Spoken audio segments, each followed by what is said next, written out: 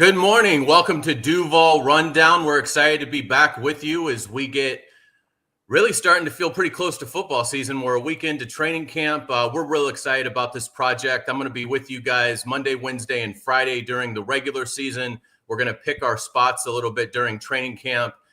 We will have today's show, Frank Frangie, voice of the Jaguars and host of the Frangie Show, kind enough to kick us off today. Rick Ballou will join us Friday. And we'll get into a regular rotation once we break camp, but obviously hard to do a live show at 9:04 when practice is going on. But Frank, thanks so much for joining me. And I tell you what, it's been a good opening week for the team, but I want to specifically get your thoughts on Trevor Lawrence and how you feel like his comfort level with the offense under Liam Cohen is coming along.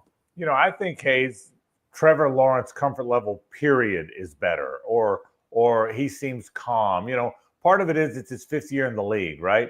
Part of it is he's now a dad and he understands other priorities and it's not the end of the world. Part of it is he's a good player.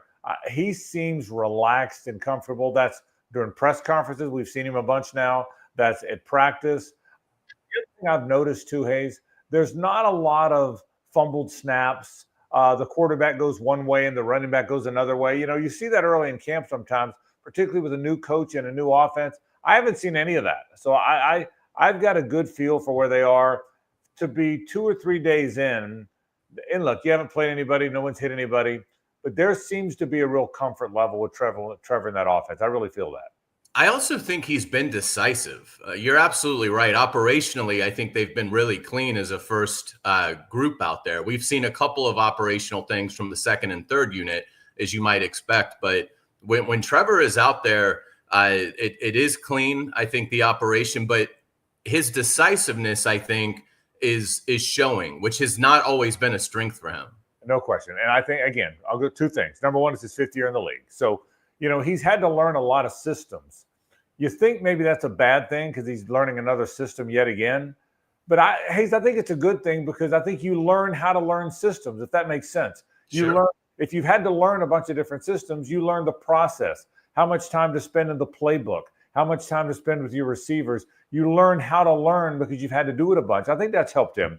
The other thing is, I think Liam's offense, I heard Baker Mayfield talk about this a bunch. I've got friends in the Tampa media that talk about it, that it is set up for quarterbacks to pick it up pretty quickly. Will Levis at the collegiate realm.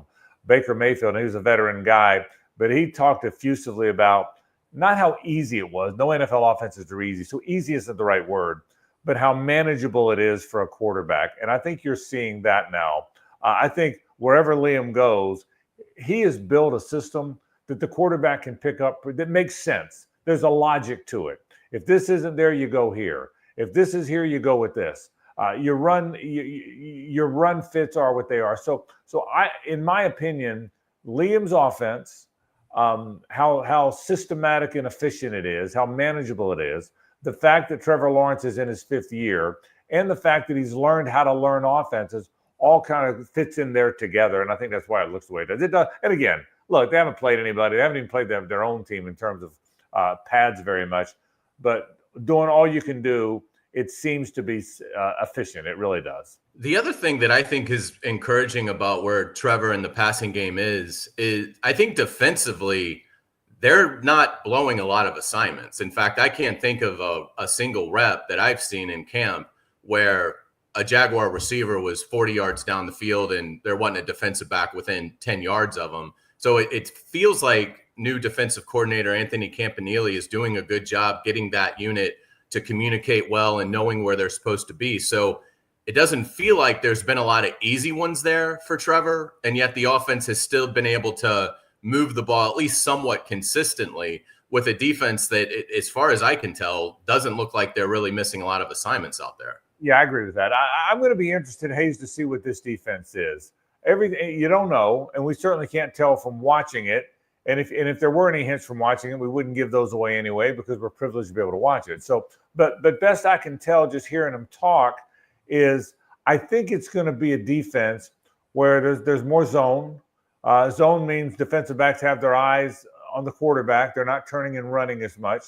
And I think if you're not turning and running as much, you're less likely to give up those big plays. So I think part of that is scheme. I think, and particularly in the early part of the scheme. The other thing is too, the last thing you want in the early part of practice is a blown assignment. A guy runs by you with all those fans in the stands, right? So no, I think they've been efficient on both sides of the ball. I think Friday night will be telling, because Friday night's a scrimmage where you're really trying to win every moment. And so I think we'll learn a little bit more about that on Friday night, but I agree with you. I thought it was interesting, the story that Trevor was the first one to bring it up in a press conference with reporters. He talked about a pop quiz that Liam Cohen gave the quarterbacks. And, he said he did very well on it. Got an 85. I don't think that's out of 100, but an 85 score. And then General Manager James Gladstone and EVP Tony Baselli joined JP Shadrick for the Liam Cohen show last Thursday, and they talked in more detail about it. I thought it was interesting that, according to them, Trevor Lawrence got the highest score on that test. Now, we know John Wolford is a very, very brilliant man. He's from here. We've known him since he was a kid. He's always been a very cerebral player, and he's familiar with the system, as is Nick Mullins. So, I mean, taking them at their word, if Trevor Lawrence really did the best on this pop quiz that was basically like, what do you do in these situations? And Trevor said, I think he had like 12 seconds to answer each one. That would be an incredibly encouraging sign for, again, a player that Trevor Lawrence right now is an NFL quarterback, is 90% talent, 10% brain. That's just what he is. He's not a very instinctive player. Now that he's young and that can come, but that, you'd like to think that ratio will get a little bit more in balance.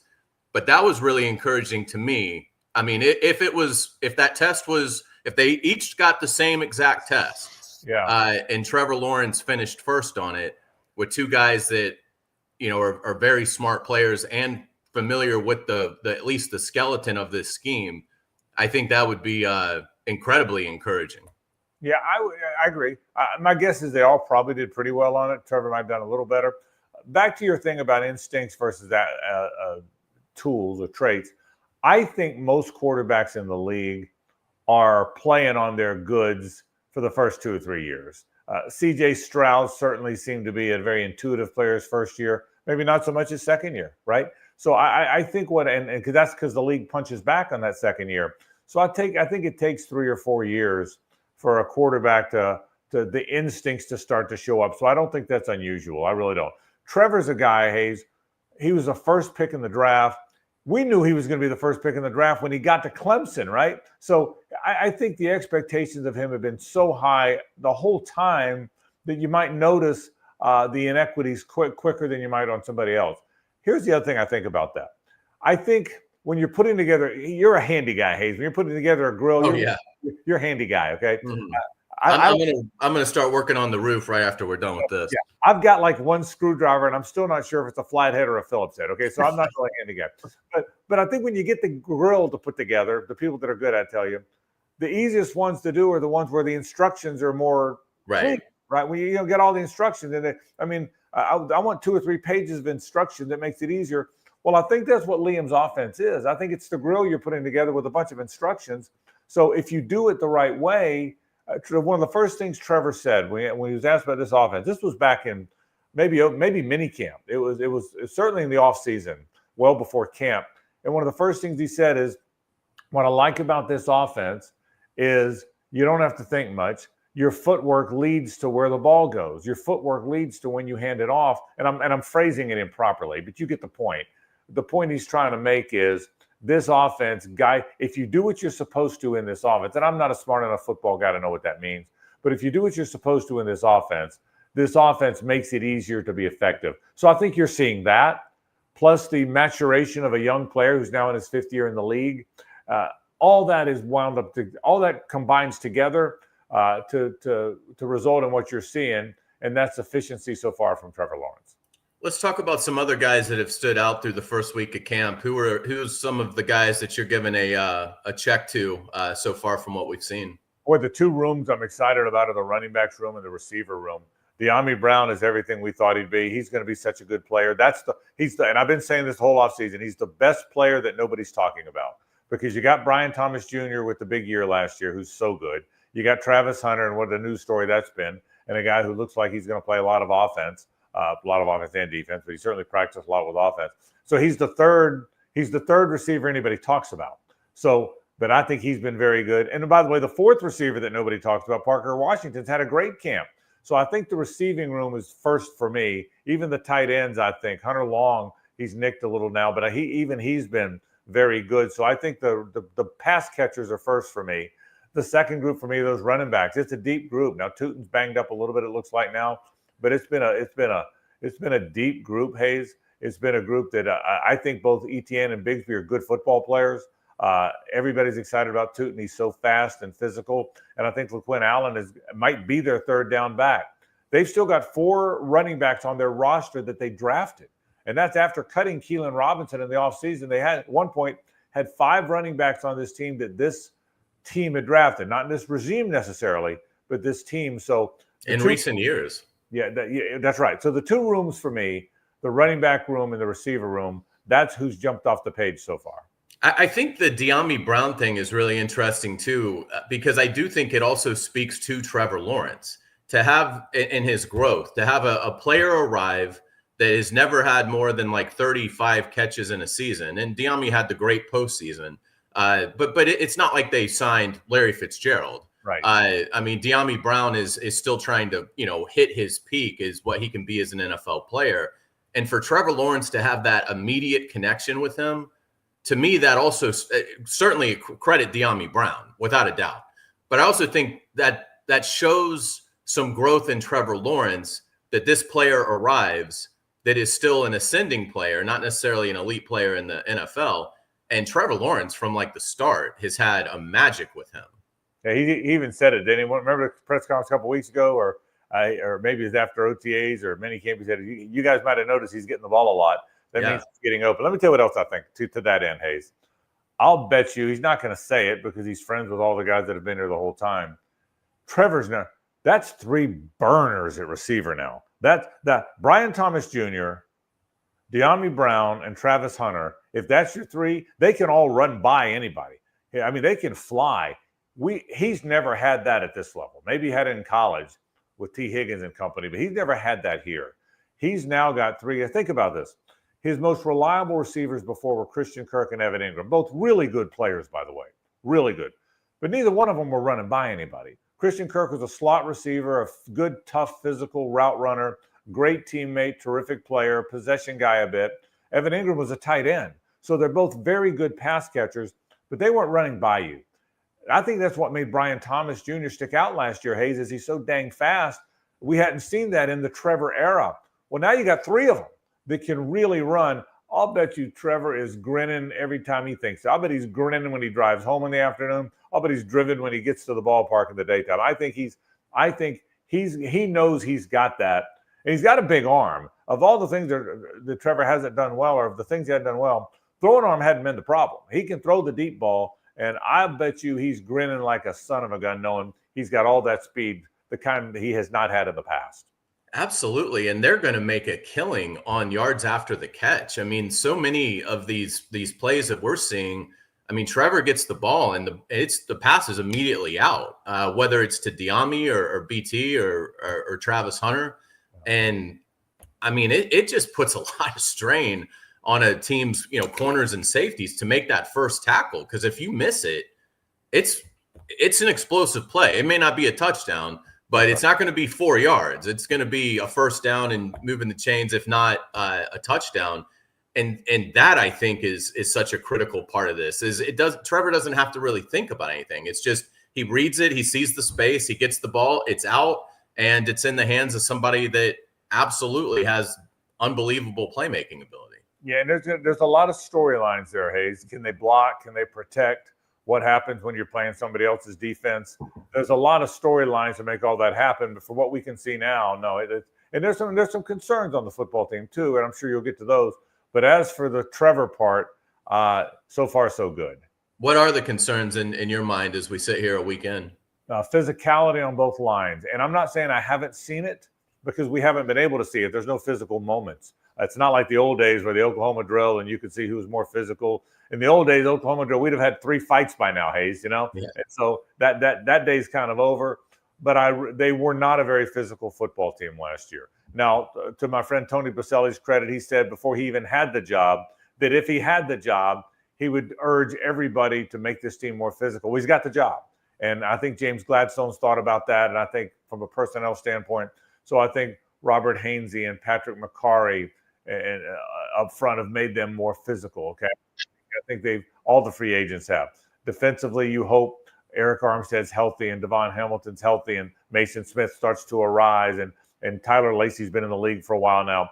But my biggest concern are the two lines. If those two lines are and I say the two lines defensively, I mean the interior of the line. I feel pretty good about the ends, right?